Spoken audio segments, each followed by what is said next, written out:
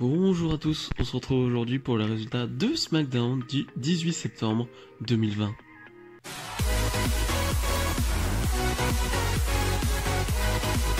On commence ce SmackDown avec les dirt sheets de Miz et Morrison. Ils vont nous dire qu'ils ont plusieurs infos, plusieurs news ce soir. Ils vont parler de Sami Zayn, de Sasha Banks et Bayley, mais surtout parler de l'histoire entre Otis et Mandy Rose. Voilà, Mandy Rose qui a été drafté du côté de Raw, et Miz va dire qu'il a joué un rôle là-dedans parce que et que c'est pour aider Otis en fait. Il le fait pas pour embêter Otis, c'est clairement pour l'aider parce que lui il a eu la mallette déjà, The Miz, et il sait que Mandy Rose est une distraction et qu'il doit juste se focus sur la mallette, donc il a fait ça pour son bien. Bon, dans l'esprit du Miz, on va dire, ça c'est compréhensible. Alors, on peut dire ok, d'accord. Otis va arriver assez énervé parce que The Miz va dire Mandy Rose du côté de Raw se fait déjà plaisir en quelque sorte. On comprend ce qu'il veut dire avec Dolph Ziggler, avec bref. Et voilà, Otis va arriver énervé, va frapper les deux et va humilier tout simplement The Miz en le déshabillant. On va avoir un The Miz en slip. Est-ce que c'est très face de faire ça, Otis? Vraiment d'humilier quelqu'un, de le mettre en slip comme ça devant tout le monde? Même si, est-ce que c'est vraiment une vraie humiliation parce que The Miz est en slip tout le temps, donc est-ce que ça change vraiment quelque chose que là il soit juste en slip banal, j'ai envie de dire? Donc est-ce que ça change vraiment quelque chose? Mais dans l'idée c'est un peu une humiliation, donc je trouve pas ça très face et je trouve pas ça très intéressant. Encore une fois, Miz et Otis, enfin ça se tourne autour depuis trop de mois, encore et encore, et là je me suis dit avec Mandy Rose qui part à Raw, c'est bon, ça s'arrête. Non, on continue, et j'en peux plus. Vraiment, j'en peux plus. Otis doit aller sur quelque chose d'autre, et surtout, Miz et Morrison je pense qu'ils doivent se séparer, et voilà, les deux doivent aller sur quelque chose d'autre. C'est plus possible. C'est pour moi, je ne peux plus. Je ne peux plus être investi dans cette histoire. Match un peu trop court à mon goût entre Cesaro et Gran Metalik. Encore de la tension entre tous les membres de la Lucha House Party. La tension était un peu partie depuis quelques semaines et là on est reparti encore sur une tension entre Kalisto et Lince Dorado. Voilà, c'est pas terrible, c'est vraiment pas terrible. Il y a quelques minutes de match et c'est toujours cool parce que Gran Metalik est incroyable. Il va te faire un dive Swanton dive incroyable. Enfin voilà, c'est Gran Metalik, on est plus surpris, mais voilà, le match est très court et Cesaro va l'emporter assez rapidement. Je sais pas, encore une fois, ça va aller sûrement sur une séparation de la Lucha House Party. Je suis pas contre l'idée, mais il faut que ça se fasse plus vite que ça. Là, ça dure, et là aussi, c'est pas forcément très bon de faire durer ces choses-là. Moment of Bliss, donc présenté par Alexa Bliss forcément, qui a pour invité Nikki Cross qui va nous dire que voilà, c'est la nouvelle challengeuse au titre de Bayley et que cette fois-ci, contrairement aux autres fois, Sasha Banks ne sera pas dans le coin du ring parce que oui, Bayley a attaqué Sasha Banks et donc elle pourra juste se focus sur l'action sur le ring, sur Bayley, et donc elle a beaucoup plus de chances de l'emporter cette fois-ci.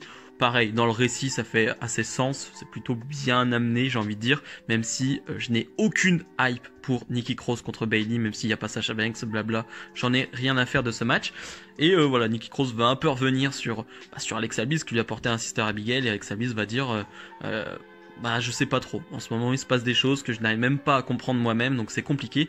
Avec Bliss qui a une nouvelle attitude, assez bizarre là cette fois-ci. Enfin là aussi, j'ai envie de dire, avec une tenue aussi plus adaptée à son changement, j'ai envie de dire. Et voilà, je trouve ça intéressant. Lacey Evans va arriver, ce qui va nous amener un match Lacey Evans face à Nikki Cross. RAS, vraiment RAS le match, l'action, enfin. Les caméras sont plus posées sur Alexa Bliss qui commente le match. Tu sens que voilà, même eux ils en ont rien à foutre du match, très clairement, et que l'accent et l'action est mis, et les caméras sont mises sur Alexa Bliss, et Nikki Cross va l'emporter. Et après le match, Lacey Evans va venir un peu chercher Alexa Bliss, et Alexa Bliss va lui porter encore une fois un Sister Abigail, deux Sister Abigail en 2 semaines pour Alexa Bliss. Je sais pas si vous... Voilà, Sister Abigail, c'est le finish de Bray Wyatt et du Fiend. Et voilà, encore une attitude très spéciale, j'ai envie de dire, d'Alexa Bliss. Et t'as la feud, on va dire, Nikki Cross Bayley qui va arriver. On essaie de te mettre Nikki Cross en avant, mais clairement, le plus intéressant, c'est ce qui se passe avec Alexa Bliss. Vraiment, on a juste envie de voir où ça va aller, où elle va aller, où ça peut l'emmener.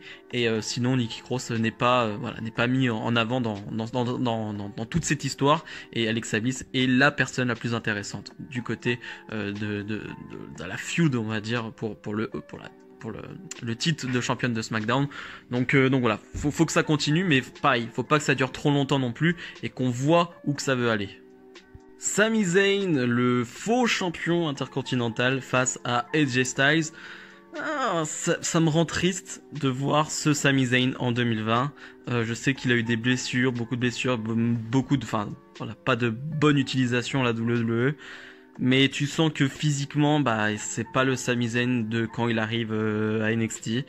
Et sur le ring, je vais pas juger maintenant sur le ring ce qu'il est capable de faire ou non, parce qu'au final, c'est une grosse domination de AJ Styles dans le match. Le match est booké comme ça, et Sami Zayn a 2-3 comebacks, mais vite fait, vraiment vite fait. Mais c'est une grosse domination d'AJ Styles, donc je vais pas juger le in-ring de Sami Zayn là-dessus, mais voilà, je fais attention au prochain match. Sami Zayn qui va essayer de faire un roll-up, mais l'arbitre ne va pas compter parce que il va un peu tricher en faisant le roll-up en attrapant le pantalon, et Styles qui va le contrer en lui portant un roll-up et remporter ce match. Voilà, vraiment rien à dire sur le match en lui-même. Par contre, après le match, Jeff Hardy va venir attaquer les deux, va poser une échelle et va dire « J'en ai marre de cette situation, j'en ai marre d'être appelé le tricheur. À Clash of Champions, je vais affronter les AJ Styles et Sami Zayn dans un match à 3, dans un ladder match, dans un putain de match de l'échelle. On aura un putain de match de l'échelle entre ces trois malades. Encore une fois, je sais pas ce qu'est encore capable de faire Sami Zayn, mais merde. Quand on te dit que t'auras Jeff Hardy face à Sami Zayn, face à AJ Styles dans un ladder match, ouais, ok, tu dis oui, même si on est en 2020, et voilà, comme je dis, je sais pas trop ce que ça peut donner, mais voilà, c'est trois fous, et ça peut être génial sur le ring. J'attendais vraiment de voir ce qu'ils allaient faire pour Clash of Champions, et là, vraiment, qu'ils nous donnent un match à 3 comme ça, en ladder, je trouve ça trop bien, vraiment, très bonne décision. On nous montre une nouvelle vignette, vous savez, de la femme qui nous est présentée depuis 2-3 semaines, où c'est des vignettes plutôt sexy, hein, vraiment. Et là, on a encore passé un cap, hein, c'est-à-dire qu'on va la voir se changer derrière, voilà, une sorte de truc pour pas qu'on voit, voilà, on voit juste son ombre, mais vraiment, c'est tout ce qu'il faut pas faire. On est en 2020, Vince, on peut pas faire ça. On peut clairement pas faire ça. On n'est pas au début des années 2000, on n'est pas dans les années 90.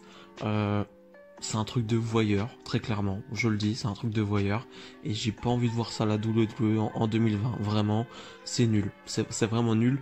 On a deviné que c'était Carmella, encore une fois, mais ce truc c'est nul, c'est vraiment pas bon, ça donne pas une bonne image, et je suis désolé, c'est pas ce que je veux voir. Je veux juste voir des catcheuses compétitrices et qui ont un vrai talent sur le ring, et non ce genre de truc. Vraiment, je veux pas voir ça, Vince. Le main event, Roman Reigns et Jey Uso face à Baron Corbin et Sheamus dans un Street Fight match.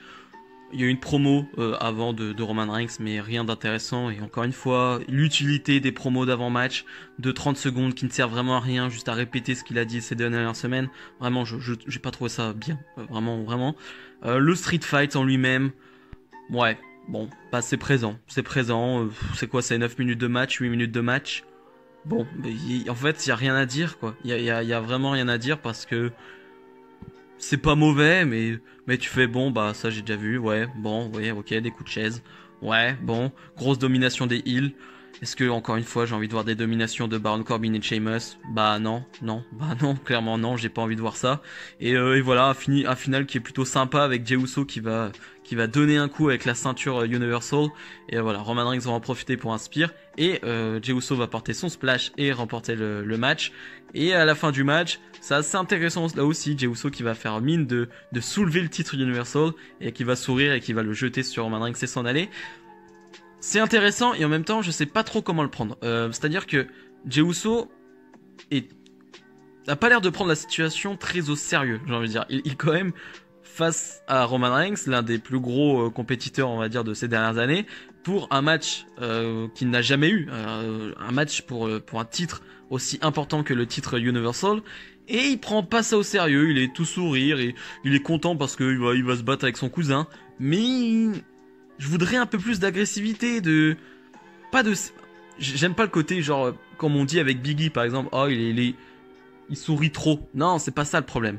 C'est là, à ce moment présent, tu dois être sérieux. Tu dois montrer un peu plus de caractère et de sérieux. Et pour l'instant, je comprends pas cette feud en fait. Je comprends pas trop parce que Roman Reigns c'est assez énervé, mais pour l'instant il n'a pas attaqué Jey Uso. Le match c'est la semaine prochaine. Ouais, la feud est un peu bizarre quoi. Elle a un peu amené bizarrement et je suis content parce que Jey Uso en solo c'est très bien et face à Roman Reigns ça va être cool, mais je sais pas.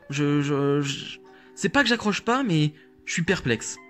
Bilan de ce SmackDown, et bah j'aurais presque cru que c'était un go home show vraiment, que Clash of Champions c'était dimanche, parce qu'au final, bah y a pas eu grand chose en fait. On a eu de la petite continuité, mais pas de grands matchs, pas de segments marquants. J'en ai pas parlé, il y a un moment où Biggie va attaquer en backstage un peu Sheamus, mais va finalement attaquer l'agent de sécurité. J'ai vu des gens qui parlaient de heel turn et tout. Non, là au contraire, c'est ce que j'aime, c'est que Biggie, qui s'est fait attaquer par Sheamus, revient et monte du caractère. Et c'est ce qu'a dit Biggie dans Talking Smack. Il avait dit un truc du genre, j'aime sourire, je suis comme ça, je souris, mais à certains moments, il faut être sérieux. C'est comme j'ai dit tout à l'heure pour Jey Uso. Et là, il est sérieux au bon moment. Et ça, j'aime bien. J'en ai pas trop parlé parce que j'ai pas d'autres choses à dire. Mais voilà, en global, ce SmackDown est assez moyen, vraiment. Pas de match intéressant. Des segments, ouais. J'ai pas trouvé que c'était un bon SmackDown. Donc je suis assez déçu, ouais. J'en attendais vraiment beaucoup plus, mais voilà. Dites-moi vous si vous avez aimé ce SmackDown.